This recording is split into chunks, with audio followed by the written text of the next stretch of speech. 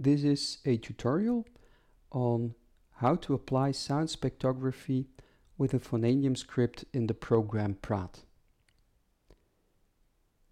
Before I show you how you can do it and how you can interpret sound spectrograms, it's important to have the program Praat downloaded at www.praat.org and install it on your computer. Furthermore, if you want to use this sound spectrography script, it's important that you download it from the Phonanium website. If you are not used to working with functions in the program Praat, the default functions, its buttons and so on, then we advise you to watch this video on the Phonanium website. Furthermore, if you're not used to working with scripts, plugins, if you don't know how to couple them to buttons and so on in the program Praat, then we advise you to watch that video as well. Very important if you want to do sound spectrography, that is that you somehow control the quality of your sound recordings. It's important to have sufficiently high signal to noise ratio in order for you to measure what you intend to measure and to see what you plan to see. And then finally, because this script also measures the intensity level of the signal, it's important to have these measures calibrated. And if you want to learn about how to calibrate intensity level measures, we advise you to watch that specific video on the Phonanium website as well. Now, why would a clinician be interested in using sound spectrograms during clinical voice assessments? Well, first of all aspects related to vocal fold physiology and thus related to voiced sound can actually be seen in the sound spectrogram. This means that all audible and thus acoustic features from the vocal sounds can be seen, and thus all features related to vocal and or laryngeal pathology can be seen as well. This is why sound spectrography has also been called visible speech. And thus it is complementary to the auditory perceptual as well as acoustic measuring of voice and speech signals.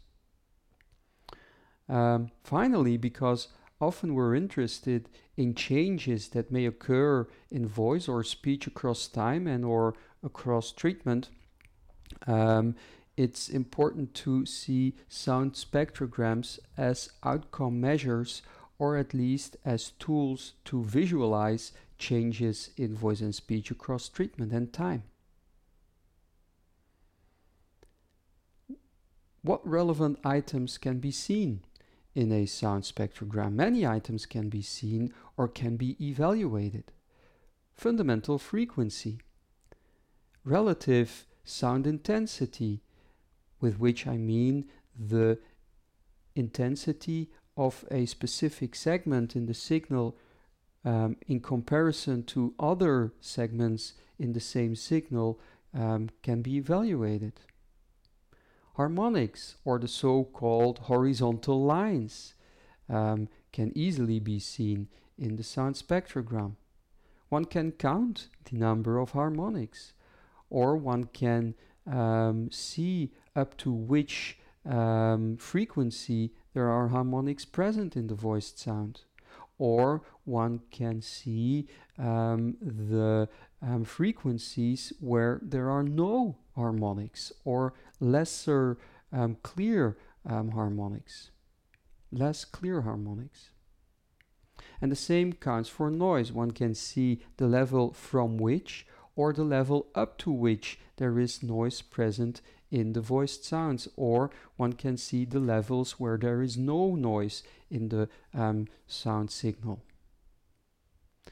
Voice onsets, whether they are hard or whether they are soft and aspirated, or whether they are rough and thus kind of starting from a voice break, this can be seen in a sound spectrogram. The same counts for subharmonicity and multiplofonia. Subharmonics can easily be seen in a sound spectrogram. And the same counts for multiphonia, which is something else than multiplofonia. In multiplofonia, you have one single sound source having some kind of modulation within its basic rhythm or within its basic vibration, whereas multiphonia is actually the result from two different sound sources that vibrate simultaneously. Irregularity or aperiodicity can also easily be seen in the sound spectrogram. And then finally, stability over time can be seen. And then we think about, then we can think about tremor or vibrato or voice breaks or unvoiced fragments and so on and so on. So actually whatever the peculiarity you want to look for in a voice, you can see in the sound spectrogram. Or if you have heard something in a voice signal or from a patient or a subject you're investigating, and you cannot immediately describe what was going on, then we advise you to have the sound spectrogram and look for an explanation for what you have heard. So in the clinic, it's good to have sound spectrograms available if you want to describe specific vocal phenomena, if you want to document your subject's voice, then it's good to have this tool available. In what follows, we will have a quick look just for illustrational reasons, a quick look to a set of selected spectrograms. So here's a first spectrogram where we see that there is a recording from 0 up to 3 seconds, and here in this part we immediately see that something went wrong, or at least something went different when compared to the rest of the recording. And then here near the end of the recording we see that somewhat the same phenomenon is going on. So what is this actually? What we actually see is that we have a fundamental frequency, which is the basic harmonic, followed by other harmonics, and we clearly can see that there is a line in between two adjacent harmonics. Same here. Now if we zoom in to the waveform, then we can see that these are the glottal cycles from the sound that is sounding relatively good, and then suddenly starting from here we have a bigger cycle, a smaller cycle, a bigger cycle, a smaller cycle. So actually the length of the cycles have not changed so much, but the amplitude and the details within the cycles have changed dramatically. And this causes a subharmonic to be present. And because we have now a modulation that is not going from cycle to cycle, but that is actually happening every 2 cycles, well, the period of this submodulation or this subharmonic is exactly double of the period of the other cycles, and a double period is actually a half in frequency. So this is actually why there is a additional line underneath the fundamental frequency. And here is how this sound sounds.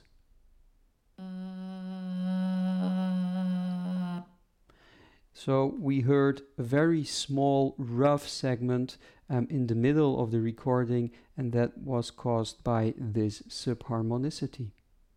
So you have a rough voice, but actually it's not so irregular.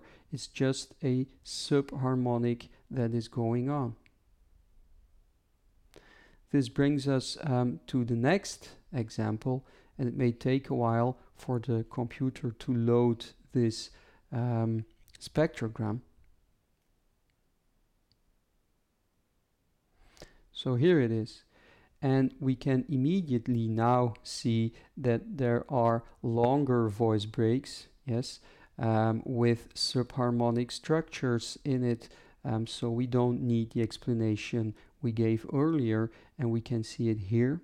We can see it here, and we can even see a triplophonia.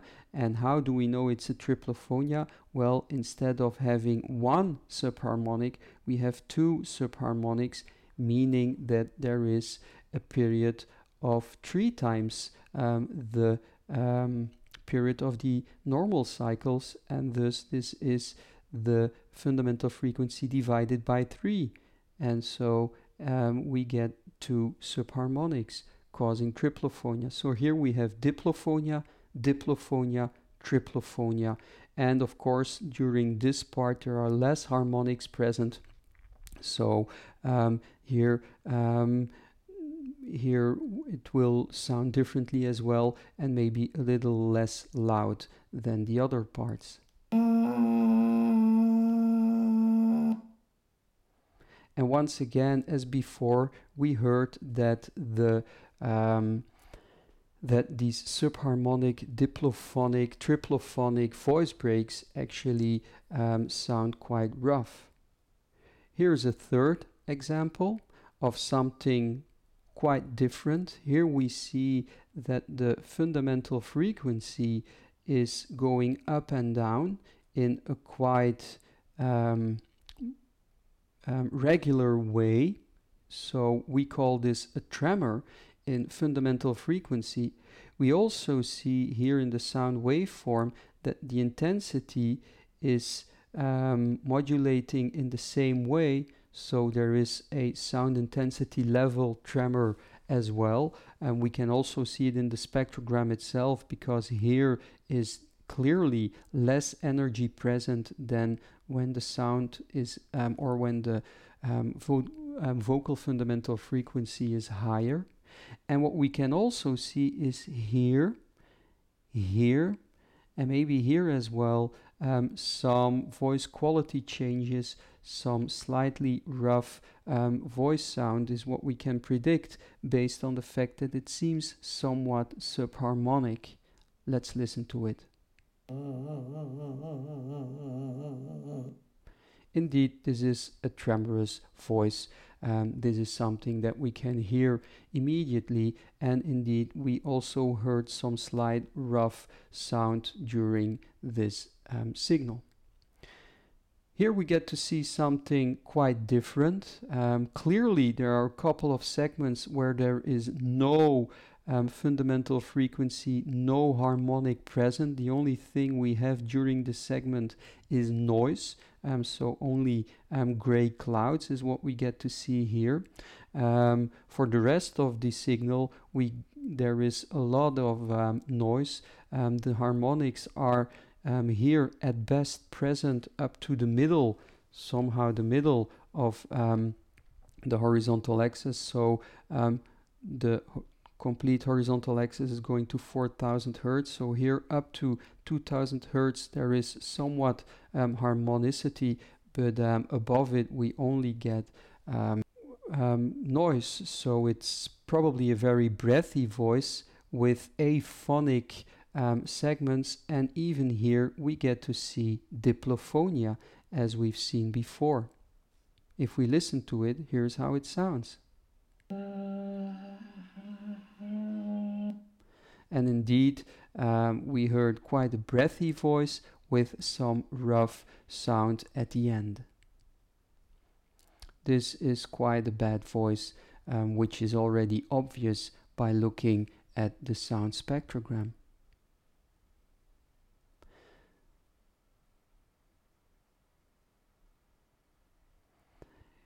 Here's again another example of a clearly very bad voice, where at the beginning there is almost no fundamental frequency present.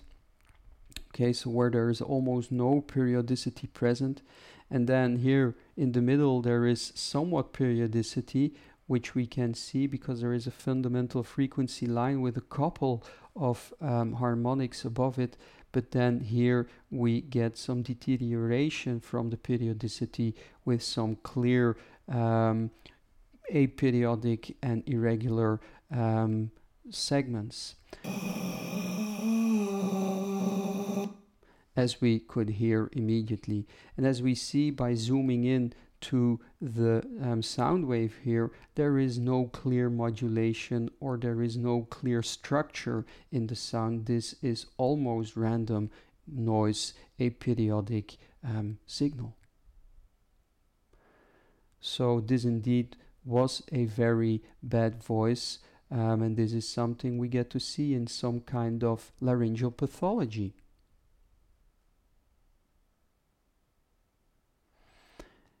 And then here's an example on a specific kind of vocal onset where we clearly see that it is already a subharmonic beginning. Let's listen to it immediately, because for the rest it sounds like a quite good voice where we have a fundamental frequency line, clear harmonics up to 4000 hertz. Nowhere there is noise that wins over the tones or the harmonics, maybe here a little bit and so on, but that's it. So my guess is this is a very good sounding voice. However, its beginning must be sounding rough because there is some kind of subharmonic structure at the beginning, or at least it starts with from a voice break.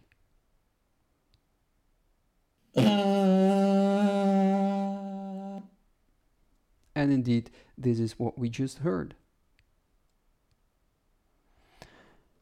For the rest, it seemed like a normal voice, but my guess is that this was a boy phonating in a falsetto register.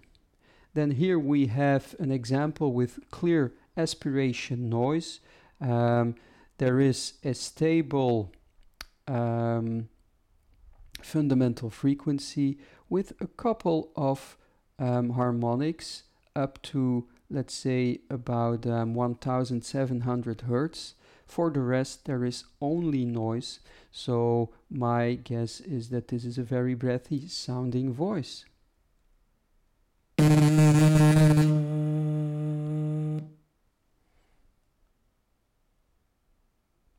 So indeed, this sound was quite breathy. Now we have a slightly aspirated signal where there are definitely more harmonics than the previous one, up to 4000 hertz. But here we get to see some zones where the noise is winning over the harmonics, and thus it probably will sound like a slightly breathy voice.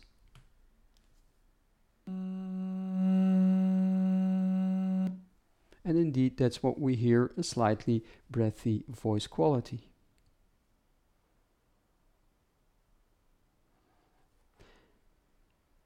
And then here, there is something completely different, where we get to see a fundamental frequency that already starts quite high, and where we see that it is going higher and higher. So it probably was a increasing gliding tone, but the strange thing is that it appears to end very high at about 2200, maybe 2300 hertz. So if we listen to it,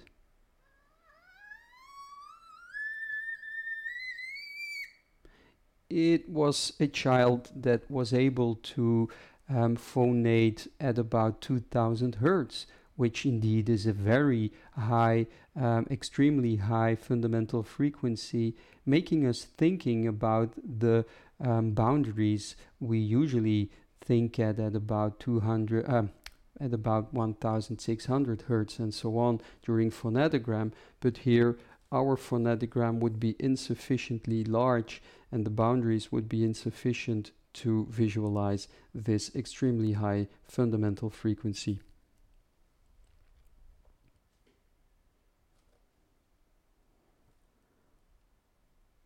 And then here we have an example of what we may call multiphonia or biphonia. It is not multiplofonia or diplophonia, for the simple reason that here we have the fundamental frequency of somebody who's increasing in pitch.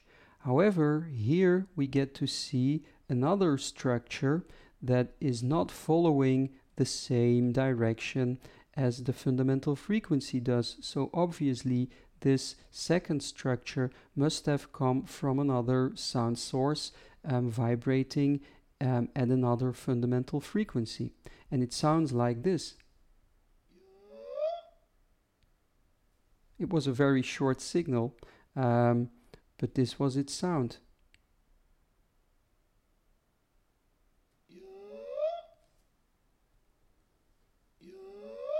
And indeed, it sounds quite rough if we listen to it. So this is something else than biphonia, and then diplophonia, this is biphonia.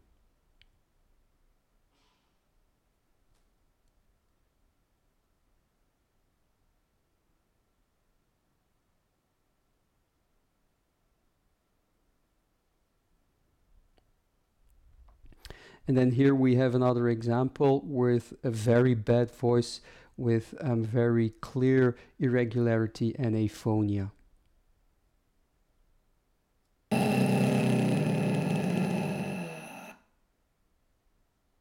So I don't think there's any discussion on that. If we zoom into these parts, then we cannot see any type of periodic activity, so it's very random vibration. And then finally we get to see a tremor, which is quite obvious in intensity, but especially in voice quality, because there is normal voice and diplophonic voice that are appearing after one another. And if we listen to it, here's how it sounds.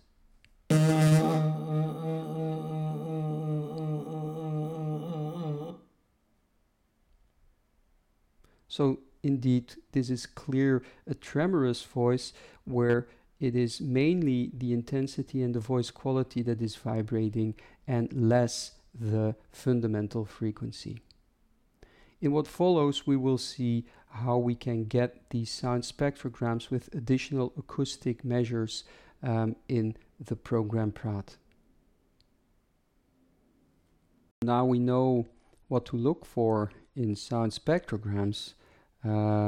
It's good to see how you can use spectrograms in the program Praat and how you can get them. When you open the program Praat, you get two windows. The first is the Praat picture window. This is the place where Praat draws the graphs and all the charts and the numerical data and the statistics and so on. So the output and thus the sound spectrograms, they will be drawn here. And then you also have the Praat objects window, which is where you make the sound recordings, where you save the recordings or where you open them. And this is also the place where you do all the analyses. Before showing you how to use the script, it's good to know that Phonanium has another script that you can find in the new menu. Here, new file personal information. This script provides a form where you can enter personal information relating to your subject or your patient.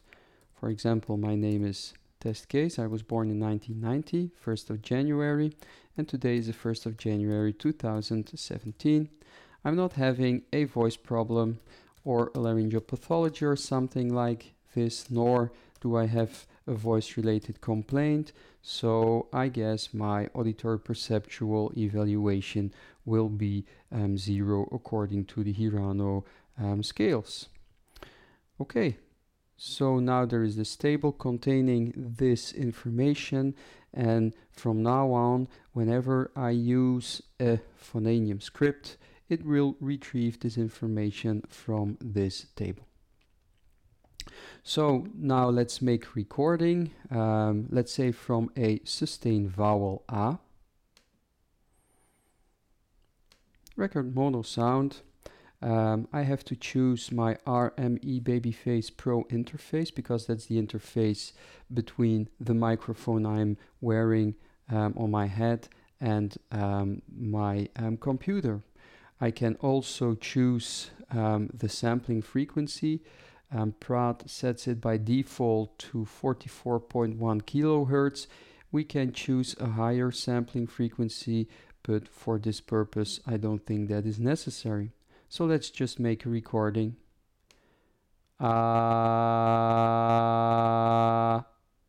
Let's make a second recording, or let's do a second vocalization during the same recording, but now with a breathy vowel, like ah. Okay, let's do a third vocalization with a more rough voice quality. I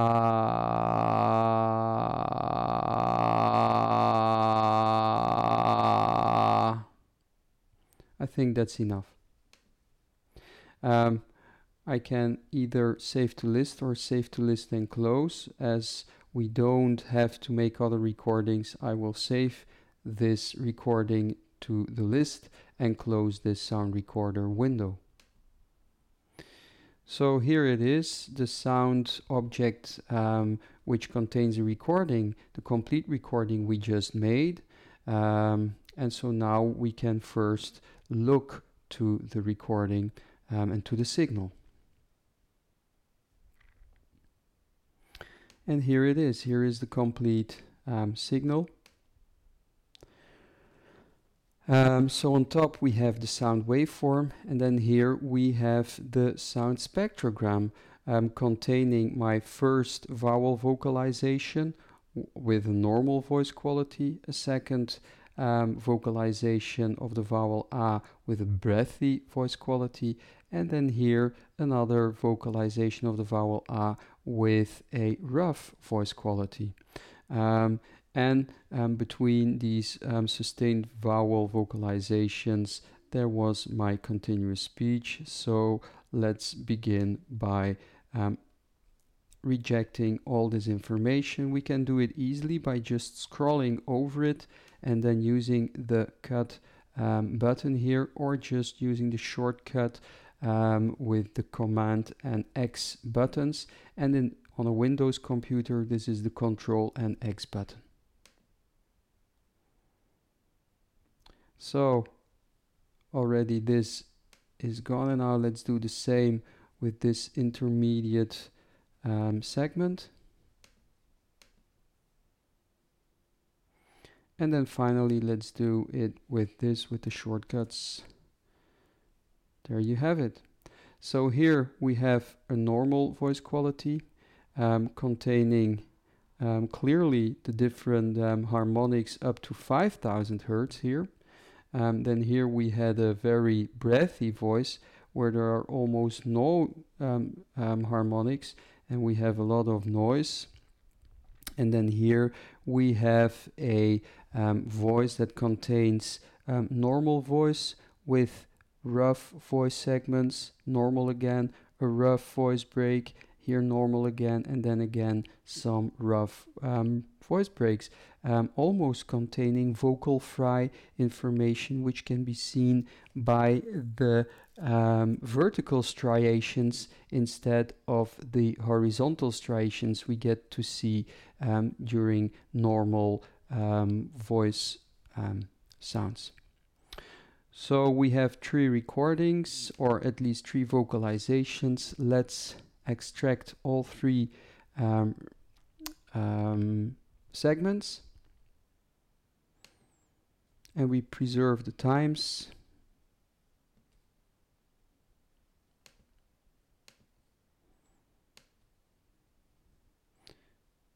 Maybe here, because it will give us more the opportunity to zoom in, let's select only a smaller part.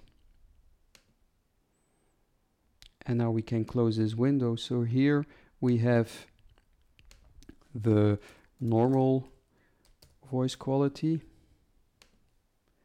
Here, let's rename it to breathy voice quality, and let's rename this to rough voice quality. Now that I have these segments extracted, I can go to my clinical voice lab Phonanium, and I can choose the sound spectrography and acoustic voice markers script. This script asks me a lot of information. First, it asks me some information on the parameters that are needed for sound spectrography. However, these arguments are very much okay for me, so I will keep them as they are. Here we are asked whether or not we want to have a calibration factor for the intensity level measures. Yes, we would like to have such a calibration factor implemented, and even more so, we recently updated our calibration. We redid the calibration, and it's necessary that we update the calibration factor. And then finally, take the information from the table personal information. So this is indeed what we want the script to do. The OK button is here somewhere underneath because there is a lot of information in this form. The OK button is gone, but now I can just click the return button so the script can continue. Then here we get some additional information. First of all, let's enter the information relating to the calibration factors. So the slope was 0.942, and here was the intercept. And indeed, we calibrated with a C weighting, frequency weighting filter. Here is actually the information needed to draw the spectrogram. So the spectrogram will be drawn from 0 to 4000 Hertz with a tick every 500 Hertz, and then a dynamic range of 50 dB. The maximum height in dB per Hertz is 100, and there is a pre-emphasis in dB per octave of 6, and a dynamic compression set to 0. And here we immediately get to see a lot of information. First of all, the personal information on top. Then we get the acoustic waveform. Then we get the sound spectrogram. And aligned here, the vertical axis aligned to each other, the long-term average spectrum that shows us a clear peak for every harmonic that is clearly present in the sound waveform. So we clearly get to see that there are harmonics and thus spectral peaks up to 4000 Hertz. And underneath these graphs, we get some information on the median fundamental frequency of 114 Hertz, a median intensity level of 86.3 dB in C. We get some information on jitter. We get some information on harmonics and harmonicity. We get some information on shimmer, and also some information on voicing and stability. Actually, these numbers are taken from Pratt's voice report on that specific piece of voice signal. So now we can go to, for instance, our Microsoft Word program, and the only thing I have to do now is paste. Plakken here is the Dutch verb for to paste, so we use that function. And there it already is. Later on, I can save this information and I can place this information in, for example, my electronic patient file. Now let's go back to Praat. And let's redo this analysis, but now on the breathy voice quality signal. So sound spectrography, let's keep everything steady. Now I don't have to update the calibration factor because I just updated it, and we can just continue with this final information. And I will keep everything like this steady as well. And here we get to see that my very breathy voice quality is typified by only 4 harmonics that are slightly present in the signal, and for the rest there are no harmonics or spectral peaks visible. And so again we get to see some information on median fundamental frequency, median intensity level. Jitters are much higher, shimmers are much higher, harmonics to noise ratio is clearly lower than we had during normal vocalization, and then here we get some additional information on voicing and stability, but actually this was quite a stable phonation, so it was stable in being breathy. So now we can go to the word program again and paste this information as well. And then finally, let's redo this analysis for the rough voice quality. And maybe important to say is that here the window length is set to 0.03, which is quite a large window, time window, but which gives us the opportunity to have small band, narrow band spectrograms. If we would turn this into 0.005, then we work with much smaller time windows, but then our frequency window would not be so detailed, and thus then we would have a broadband spectrogram. Broadband spectrograms are interesting to work with when we deal with more articulatory based aspects, like for instance formant analysis and so on.